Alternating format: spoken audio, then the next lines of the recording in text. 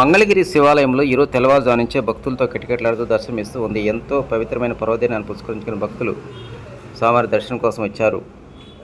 సోమవారం మాస శివరాత్రి, అదేవిధంగా శివుడికి ఇష్టమైనటువంటి ఆయన జన్మ నక్షత్రమైనటువంటి ఆరుద్ర నక్షత్రం కావడంతోనే భక్తులు స్వామివారి దర్శనం కోసం పెద్ద సంఖ్యలో హాజరయ్యారు. ప్రత్యేకమైనటువంటి అభిషేకాలు, హోమాలు నిర్వహించారు. ప్రతి 100 సంవత్సరాలకు ఒకసారి ఇలాంటి పవిత్ర పర్వదినం భక్తులకు దర్శనం ఇస్తుందంటున్నారు ఆలయ పూజారులు.